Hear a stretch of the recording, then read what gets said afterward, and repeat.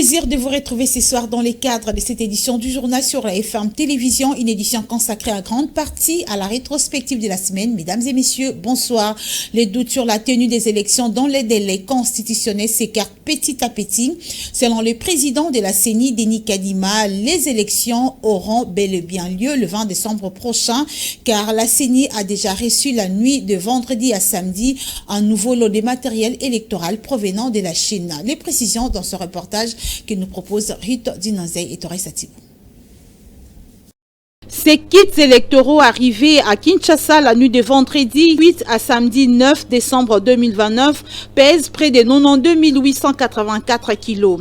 Ces chargements comprennent des documents sensibles relatifs aux opérations des votes, notamment les fichiers des résultats et les procès-verbaux, minutieusement supervisés et conditionnés par les équipes de la Commission électorale nationale indépendante sur place depuis plusieurs semaines. Ces matériels sensibles a été immédiatement acheminé vers l'entrepôt de la Commission électorale nationale indépendante où il a été sécurisé avant son transfert vers les provinces.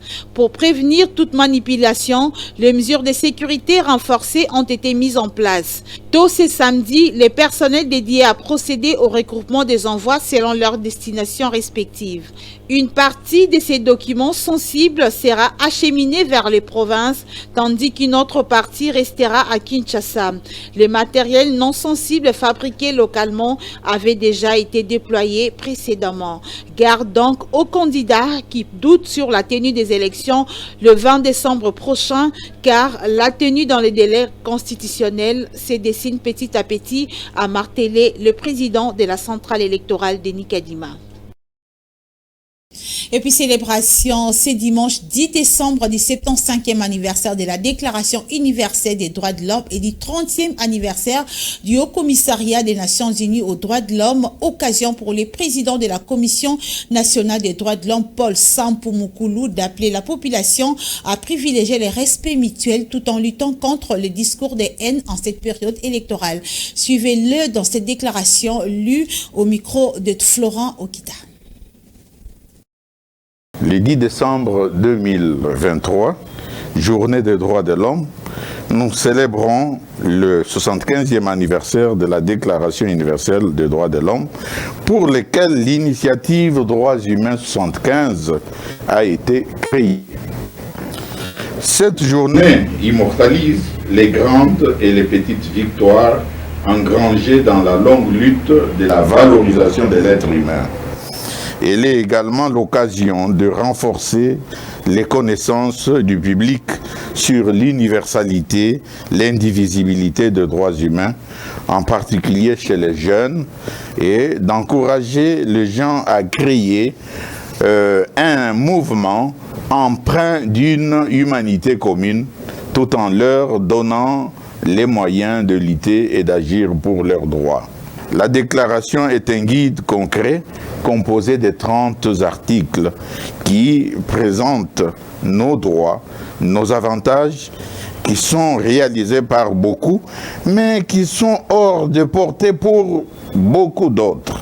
La Commission nationale des droits de l'homme, CNDH en sigle, veut donner un nouvel élan à la Déclaration universelle des droits de l'homme en montrant comment elle doit répondre aux besoins de notre époque conformément au thème retenu pour cette année, à savoir liberté, égalité et justice pour tous.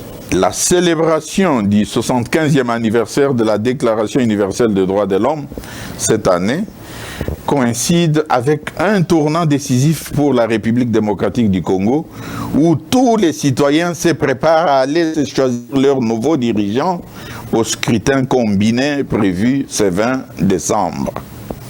Si notre pays était jadis considéré comme une jungle où le droit de l'homme était violé en toute impunité, il faut avouer que la situation des droits humains en RDC a été améliorée et marquée par des avancées dès le début du premier mandat du président de la République, Félix Antoine Tshisekedi Tshilombo. Les autorités congolaises ont multiplié des efforts pour encadrer les manifestations pacifiques, protéger les journalistes et les personnalités politiques, tout en utilisant les mesures de l'état d'urgence imposées de façon temporaire en raison de la pandémie de Covid-19 et de l'agression que nous subissons du pays voisin, le Rwanda. Pour matérialiser la volonté de garantir la dignité humaine, la République démocratique du Congo s'est dotée depuis 2015 d'une institution d'appui à la démocratie chargée de promouvoir et de protéger les droits des citoyens appelée Commission nationale des droits de l'homme. C'est dans ce cadre que sous mon leadership, cette institution d'appui à la démocratie s'est investie dans l'accompagnement du processus électoral en cours en déployant des moniteurs de droits de l'homme et des élections sur l'ensemble du territoire national. Ces derniers ont pour mission de répertorier tous les cas d'abus et de violations des droits de l'homme.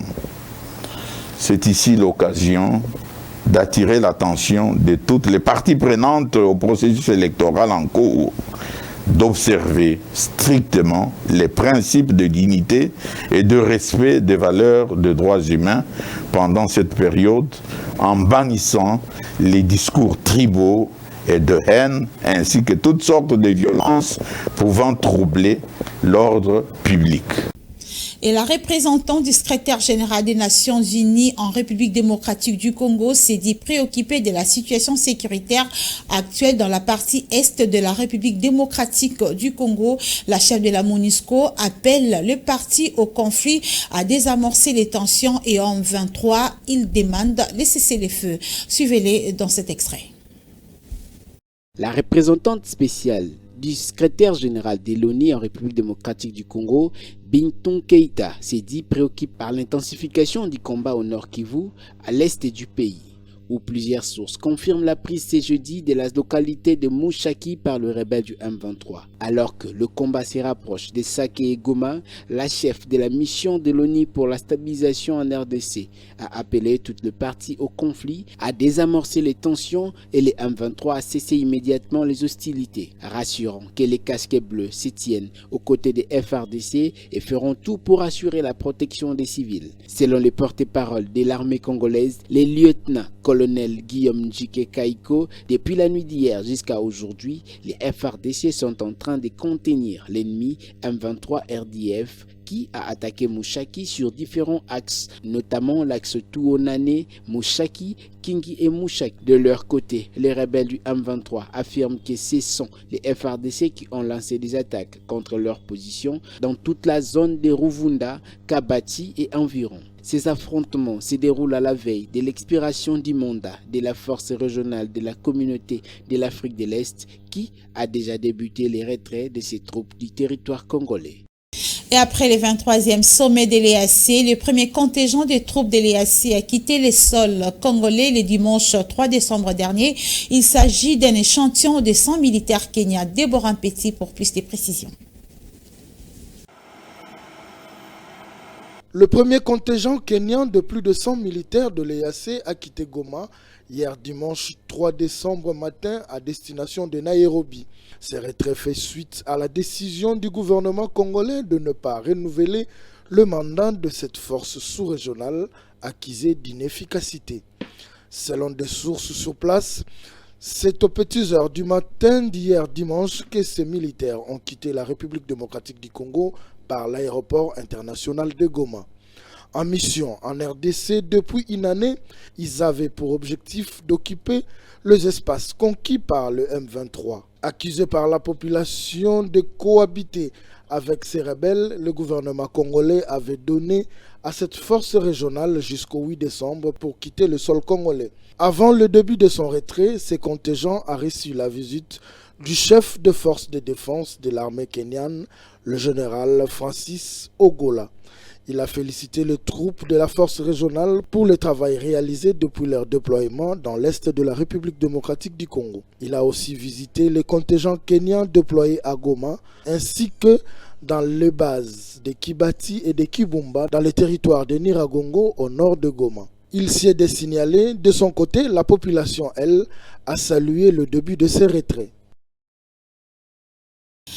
Ça inquiète tout le monde. Joseph Kabila reste silencieux comme dans ses habitudes. L'ancien président de la RDC est absent dans tout le rendez-vous sur la scène politique congolaise. Comme attendaient les Congolais, il n'a toujours pas donné sa position vis-à-vis des élections en cours, même à sa famille politique qui avait déjà décidé de ne pas y prendre part. C'est ce que nous dit Igor Sombo dans cet élément. Quoi qu'il en soit, la position de Joseph Kabila, s'étant cruciale, peut toujours bouleverser les calculs électoraux. Lui qui s'est réconcilié avec Moïse Katumbi il y a quelques mois, était soupçonné d'apporter son appui à l'ex-gouverneur avec qui partage les origines. Il ne s'agit que de rumeurs car l'ancien président congolais ne s'est jamais prononcé sur la question alors que les élections ne sont que dans quelques jours. Signalons que très dernièrement, Kabila s'est confié à Roxane de Bilderling, la nouvelle ambassadrice belge accréditée en RDC. Selon les informations relayées par Afrique Intelligence, la diplomate belge a discrètement rencontré l'ancien chef de l'État dans sa ferme de Kachamata à Lubumbashi durant plus de 2 heures pour une demi-heure seulement. En marge, Kabila est alors revenu sur la gouvernance de son successeur qu'il qualifie de dictateur. Le sénateur Avi a également parlé des élections prévues le 20 décembre. Il a ainsi décrit un processus électoral chaotique pour inviter au pays une situation inédite. Déjà, comme on le sait, le FCC s'était déjà déclaré non partante à ces élections qu'il considère comme un moyen pour ce régime de s'accrocher au pouvoir. Les FCC soutiennent que ces élections aboutiront à une fraude électorale massive en faveur de Félix Tshisekedi au regard de bases posées dès le départ. On va ouvrir à présent le chapitre de la campagne électorale pour les élections du 20 décembre prochain. Le candidat numéro 801 à la députation nationale à la circonscription électorale de la Lukunga, Junior Kalonji Senga, poursuit sa sensibilisation de ses électeurs. Le candidat 801 à la Lukunga a effectué une descente dans une ONG œuvrant dans la prise en charge des toxicomanes pour financer les activités en faveur des consommateurs de la drogue avant de sensibiliser également ses électeurs dans la commune de Lingwala. Ruth Dinonzei et Christian Kabouya. La tournée électorale entamée par le candidat numéro 801 de la députation nationale à la Lukunga et 231 de la provinciale à Mongafula, Junior Kalonji Senga, constitue non seulement des moments de campagne électorale pour ces candidats populaires de la Lukunga, mais également un rapprochement avec ses bases. C'est le cas ici au groupe humanitaire de développement intégré, recherche, prévention et traitement des toxicomanies en RDC, en collaboration avec l'ONG du cœur, ont reçu chaleureusement Junior Kalonji Senga, le numéro 801 pour la députation nationale de la Lukunga et 231 pour la provinciale dans la commune de Mongafula. Junior Kalonji Senga, digne fils de la Lukunga, a pensé exceptionnellement à financer la prise en charge des utilisateurs de la drogue. Ce geste a été apprécié par les toxicomanes. Na sepeli mingi na descente honorable parce que tobane ko lobali kamo plusieurs molobeli na biso ba droguer à Salakité devant ensemble pour na kaya ba méthadone. On avait pensé qu'il faut ma méthadone les ala pour na batuba décrocher. Ils ont pas pensé comme ba pesa ba misumbo on va sala pour na jeunesse ba salate.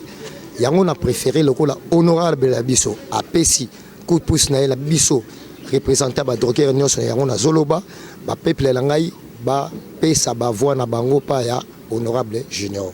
Bo pesa ba voix des boromona miracle kuluna et que si là bombé et que si là bato ya héroïne ba drogue nyonso aussi félicitations. L'initiative prise par le candidat numéro 801 pour la députation nationale à la Lukunga et 231 pour la provinciale de Mongafula est appréciée par les responsables de ces deux ONG. Remercier vraiment l'honorable Junior Kalonji qui a lancé aujourd'hui un grand projet pour la prise en charge des toxicomanes dans la ville de Kinshasa. Vous savez, c'est un projet très ambitieux, un projet très important.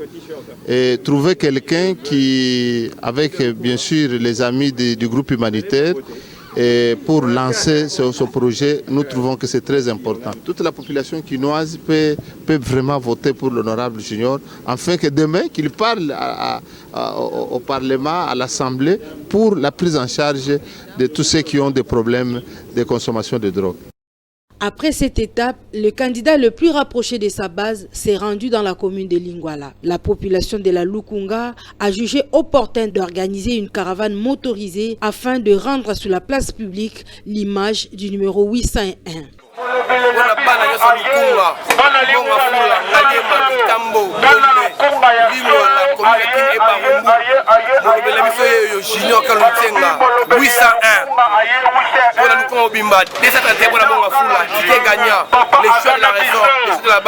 Sur le lieu, Junior Kalonji Senga a martelé sur la lutte contre le banditisme urbain appelé communément Kuluna. Pour lutter contre Kuluna. Et là, on dit ça que Kuluna est là. Et ça, surtout, la drogue, on a dit ça, alors,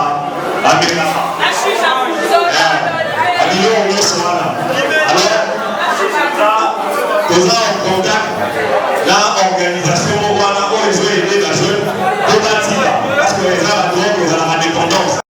La population de la Lukunga est très satisfaite des différentes initiatives prises par le candidat numéro 801 qui ne cesse de se rapprocher de ses bases à travers des actions concrètes. Jordan Lumumba Okoko, candidat député national à la circonscription électorale de la Funa, a rencontré les présidents sportifs du FC Renaissance du Congo, Maître Malou Abili Cléophas et les comités nationaux des supporters. Un seul objectif, arracher la bénédiction de son club avant d'aller aux élections. Lionel Ngolo et Florent Okita. À un vrai digne fils du FC Renaissance du Congo, Jordan Mulumba Okoko, candidat numéro 149 à la députation nationale, basé à la circonscription de la Funa, a rendu visite au président sportif du club, je cite, Maître Malou Abili Cléophas dans le cadre de sa campagne électorale. Accompagné du comité national des supporters, le numéro 149 a expliqué le pourquoi de sa visite. En tant qu'un enfant de Renaissance, donc moi, Nafibo, j'étais obligé, avant d'aller dans des séances électorales, une grande bataille, je devrais d'abord venir aussi voir celui qui nous représente, le numéro 1 de FC Renaissance, pour avoir aussi sa bénédiction. Jordan Lumumba Okoko a remis au président sportif quelques lots de varèse et autres objets sportifs, un geste de cœur et d'amour pour son club chéri. C'est un geste de cœur en tant que tout enfant ou soit toute personne qui aime son équipe, s'il a ne fût-ce que 1000 francs, il peut contribuer à l'équipe. Le choix réfléchi de la Funa, Jordan Lumumba Okoko a par cette même occasion appelé tous les Rennais de faire les bons choix à travers le numéro 149. Oui, je demande à tous les Banafib qui sont dans la Funa, dans les 7 communes de la Funa, Bandal, Ngiringiri, Bumbu, Selembao, Kasavubu, Kalamu, Makala, Bumbu, donc de voter pour moi parce que je serai là pour aussi défendre les droits, les intérêts aussi du FC Renaissance. Mon numéro est 149.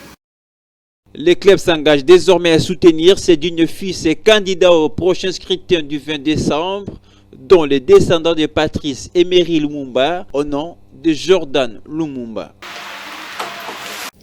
Et la fille maison du FC Renaissance du Congo, Fifi Bachala dit Bitulux, candidate à la députation nationale à la circonscription électorale de la Funa au numéro 398 dans le cadre de sa campagne électorale, a tenu à rencontrer, à apporter plutôt son soutien au club orange de la capitale avec des ballons, vareuses et 2 motos. La remise de ces dons a eu lieu le vendredi au siège du club situé sur l'avenue Saint-Christophe dans la commune délimitée. Encore une fois, Lionel Ngolo et Florent Okita. Elle s'appelle Bachala Lueba Fifi, affectueusement appelée Maman Bitulux, Maman Binzo, candidate à la députation nationale circonscription de la Funa, en visite chez le président sportif de l'un des clubs les plus populaires de la RDC, je cite, le FC Renaissance du Congo dans le cadre de sa campagne électorale. Je suis né dans FC Renaissance. Donc parmi les fondatrices et les fondateurs, parmi le maman et les papas qui encourageaient l'évêque Pascal Mukuna de pouvoir avoir son équipe, j'étais dedans. FC Renaissance est ma fille, FC Renaissance est mon enfant. Et je ne pouvais pas, avant que je puisse commencer ma campagne électorale, dans la circonscription de Funa, je ne pouvais pas penser et négliger les enfants, mes premiers amours, comme on le dit souvent. En qualité de l'une des fondateurs du FC Renaissance du Congo, Bachala Lueba Fifi a toujours porté dans son cœur le club orange. C'est ce qui explique les dons de Varese, de deux motos et autres biens pour soutenir son équipe. Avec le peu que j'avais, je me suis dit, ils ont besoin de beaucoup de support, mais personne ne prête attention. Ils ont beaucoup de support, je sais que ça, ce n'est que le commencement. Donc pour moi, je me suis dit, le ballon, les Varese et les deux motos que je peux apporter, ce n'est encore rien. Fifi Bachala Lueba, Maman Binjo pour l'équilibre social des Congolais, porte le numéro 398 et appelle tous les Banafibo au bon choix. Banafibo, Yabino Mama Funa Yeyo. Yabino Mama Akala, Yabino Mama Linga, Yabino na motema sans intérêt. Mama Yabino Yafibo, Funa 398, Mama Bichilux. Mimi Baibinga Mama Bichilux. Mais combo ba comique pour repona, Izali Bachala Lueba Fifi. Mais Mama Bichilux Ming de Boibinga na yango. Donc Izali lote 398, Bana Funa. Ah bon mekame kutu bo tepate. C'est désormais acquis, le supporter du FC Renaissance du Congo porte le choix de numéro 398, Fifi Bachala, jusqu'à son élection.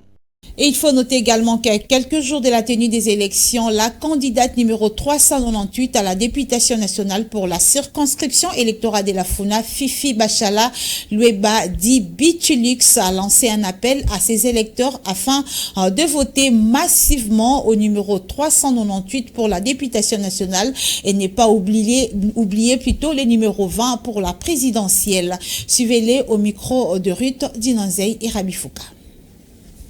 Chaque peuple, là où il a l'espoir de quelque chose. On peut nous avoir manqué autant d'années, autant de jours, autant de milliers d'années.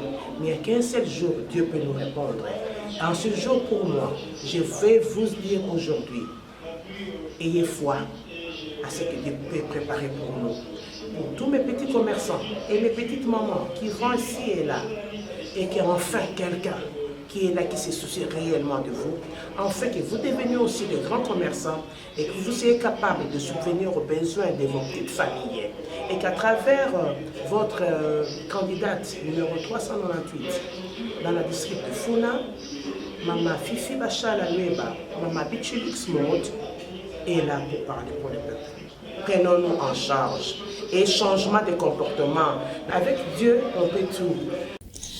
Et la population du quartier Kingabwa-BAT va désormais s'approvisionner en eau potable sans difficulté grâce au candidat numéro 90 à la députation provinciale de la commune délimitée, Jean-Jacques Tembele-Boukou, qui a financé les travaux de construction d'une forage en faveur des habitants de Kingabwa-BAT en présence de Lionel Ngolo et Ruth Dinanzei.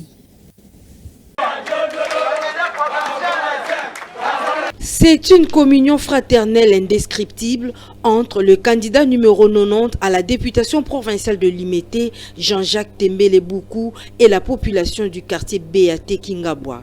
L'exemple est typique, c'est l'inauguration de ce puits de forage. Les habitants du quartier Kingabwa-BAT, en rupture de la desserte en eau, ont applaudi ces gestes du candidat numéro 90, un vrai natif de Limete, déterminé à servir la population de son terroir.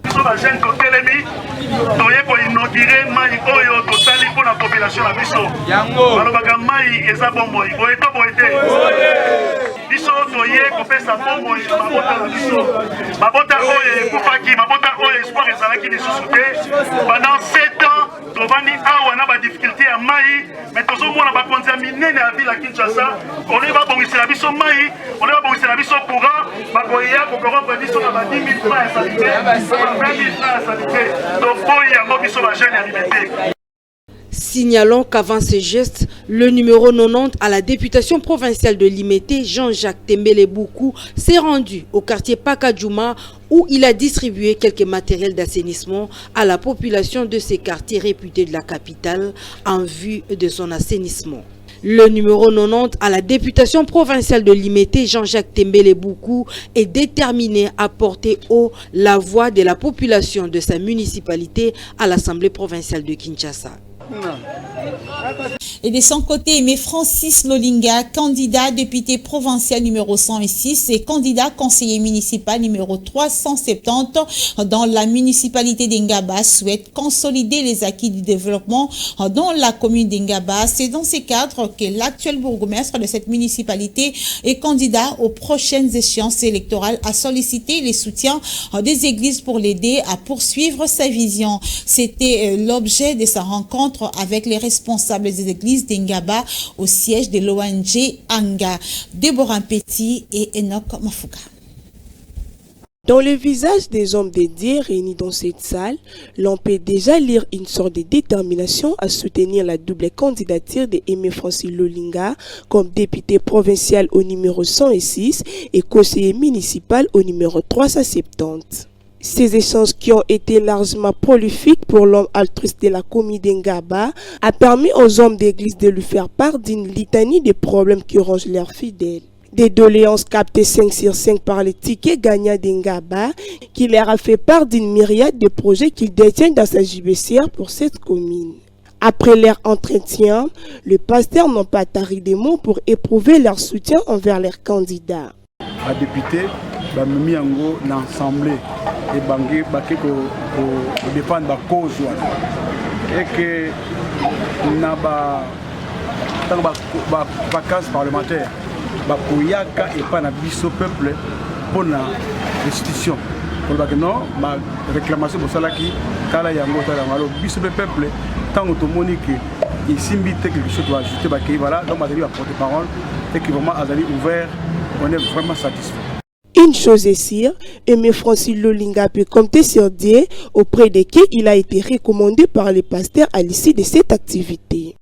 Et le candidat conseiller municipal de la commune de Kisanso, Joseph Majondo, candidat numéro 490, a lancé sa campagne électorale le lundi 4 décembre dans la commune de Kisanso, au quartier Sola, où il s'était fait accompagner de son candidat à la députation provinciale, l'honorable Kajos Mafolo. C'était en présence des natifs de ces coins qui tiennent mordicus à pouvoir booster la valeur sûre de la commune de Kisanso. Joseph Majondo. Plus de précisions dans ce reportage réalisé par Joseph Majondo et Samuel Ilunga. Décembre 2023. Un mois décisif tant pour les électeurs que pour les candidats aux échéances électorales. Ce 4 décembre 2023 était le début de la campagne électorale pour les candidats conseillers communaux. À Kisenso, le candidat numéro 490, Joseph Majondo Mouchia, digne fils de cette partie de la capitale, a lancé sa campagne dans le quartier de Sola, l'une des quartiers phares de cette municipalité. Auprès des fils et filles de ces quartiers, la joie était en son comble de voir les duos Joseph Majondo Mouchia, numéro 490, au conseil municipal, et les candidats Kajos Mafolo Kassinzi à la députation provinciale, tous les deux unis pour une même cause, c'est celle du développement de Kisenso. Chants et danses ont caractérisé ces moments fraternels entre candidats et électeurs. Les candidats numéro 490, Joseph Majondo, sans embâche, a parlé de la motivation de sa candidature. Je me suis décidé de changer l'histoire de Kisenso. Parce qu'auparavant, tu as une seule niveau qui n'a pas de Kisenso. Tu vas devant ma tête. Or, tu vas aller à Kisenso. Parce que Sony, parce que Kisenso est abandonné. Mais la suite de 6 heures au côté, tu as changé mon belé Kisenso. Kisenso doit pour me belé, il y a insécurité, érosion, puis inondation. Alors, il y a un siban qui s'est pas confiance, il y a un conseiller municipal. Dans le numéro 490. Il a également par ailleurs invité la population de Kisenso à s'aligner derrière le choix du développement et il a aussi rendu hommage à tous les ancêtres de Kisenso avant de déclarer ouverte la campagne électorale des candidats conseillers communaux. Ngamo na bango leki na bango ndeko na bango na zui décision ya kokende pour la défendre l'intérêt na bango. Bon ba moment ce Kisenso ba sepia que non toza simana yo. Na kena bénédiction ya bala Kisenso ba ancêtre Kisenso. Oyo ba sala po Kisenso. La commune de Kisenso est l'une des municipalités de Kinshasa qui connaît beaucoup de problèmes, notamment dans l'approvisionnement en eau potable, le manque de structures sanitaires de référence officielle et le problème du banditisme urbain communément appelé Kuluna qui bat son plein dans plusieurs quartiers. La voie du changement se dessine et doit être approuvée par la population de Kisenso le 20 décembre en votant tous le numéro 490. Joseph Maj. Et en sport, on va parler football avec la victoire du FC Renaissance du Congo qui s'est imposé devant Koi FARDC sur les scores de 2-0 à match de la 11e journée du championnat national Ligue 2. Une performance réalisée sous les yeux du PCA Pascal Mukuna. Plus de précisions, c'est avec Lionel Ngolo et Florent Okita.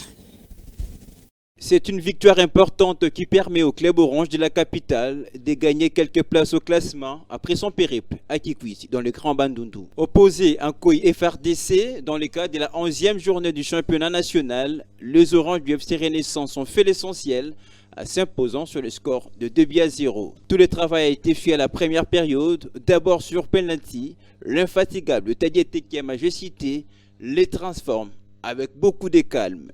1-0.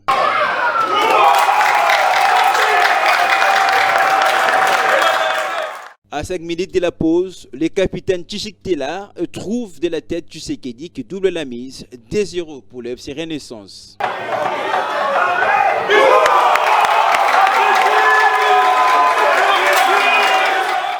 Le score ne changera pas jusqu'à la fin. Renaissance du Congo s'impose 2-0 et se relance à la course au titre. A noter, cette belle performance était sous les yeux du patriarche avec Pascal Mukuna qui a fait le déplacement pour soutenir l'équipe. À la fin du match, il a eu une causerie morale avec le joueur en présence de supporters qui ne jurent que sur les renforcements de l'effectif avec l'achat de nouveaux joueurs. Pour le PCA, le message est bien capté. Mesdames et messieurs, c'est par cette note sportive que nous bouclons complètement cette édition du journal consacrée en grande partie à la rétrospective de la semaine. Merci à vous de l'avoir suivi et on se retrouve prochainement pour un autre numéro. Restez branchés sur la FM Télévision, vous ne serez jamais déçus.